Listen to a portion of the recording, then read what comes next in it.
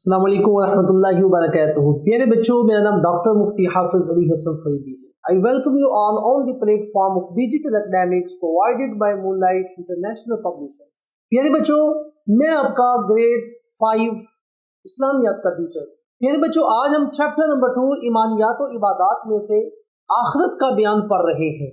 SLO آخرت کا معنی و مفہوم سمجھ سکیں اور آخرت کی اہمیت جان سکیں. پیارے بچوں، آخرت کا مطلب ہے بعد میں آنے والی چیز.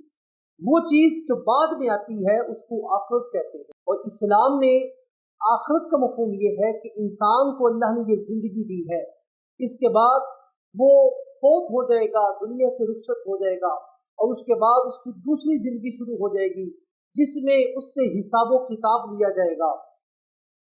اور یہ قبر کی زندگی ہے، قیامت کے دن کی زندگی ہے، محشر کی زندگی ہے. اس آخرت میں اللہ تعالی انسان کو جو اس نے عمل کیے ہوں گے اس کی سزا یا جزا عطا فرمائے گا. نیک لوگوں کے لیے جنت ہوگی، برے لوگوں کے لیے دوزخ ہوگی، وہ دوزخ میں جائیں گے.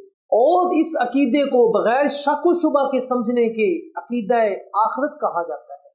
میرے بچوں، عقیدہ آخرت کی اہمیت کیا ہے؟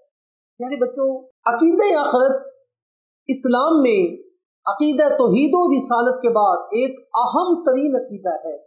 جو شخص اس عقیدے کو نہیں مانتا وہ اسلام سے خارج ہو جاتا ہے. عقیدہ آخرت یہ ہے کہ انسان اس بات پہ یقین رکھے اس کے برے اعمال کی سزا ملے گی اور اچھے اعمال کی اس کو جزا ملے گی. میرے بچوں، اللہ تعالیٰ نے جتنے بھی انبیاء بھیجے سب عقیدہ آخرت کی تعلیمات دیتے رہے تاکہ انسان برے اعمال سے بچ سکے اور نیک اعمال کر سکے. میرے بچوں، جس طرح اللہ تعالیٰ نے ہمیں اس دنیا میں زندگی عطا فرمائی، اسی طرح اللہ تعالیٰ ہمیں مارے گا، ہمیں موت آئے گی اور مرنے کے بعد ہماری دوسری زندگی شروع ہو جائے گی. چنانچہ اللہ تعالیٰ نے قرآن میں ارشاد فرمایا، قُلِ اللَّهُ يُحْيِيكُمْ ثُمَّ يُمِيتُكُمْ ثُمَّ يَجْمَعُكُمْ إِلَى يَوْمِ الْقِيَامَةِ وَلَكِنَّ أَكْثَرَ النَّاسِ لَا يَعْلَمُونَ.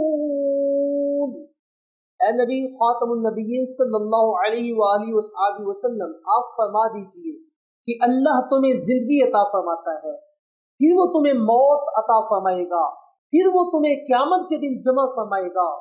اس میں کوئی شک نہیں، لیکن اکثر لوگ نہیں جانتے. سورۃ الجاثیہ آیت نمبر 26.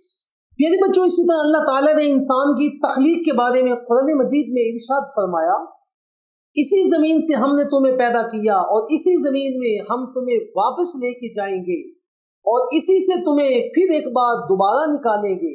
سورہ طٰہٰ آیت نمبر 55. میرے بچوں، حضرت محمد خاتم النبیین صلی اللہ علیہ وآلہ وصحبہ وسلم اکثر آخرت کے بارے میں بیان کرتے ہوئے فرماتے کہ خواہشات کو کاٹنے والی یعنی موت کو یاد کیا کرو. جامع ترمذی حدیث نمبر 2307. میرے بچوں، یہ تھا عقیدہ آخرت. اگلے لیکچر میں پھر ملے گی. اپنا خیال رکھیے گا. اللہ حافظ.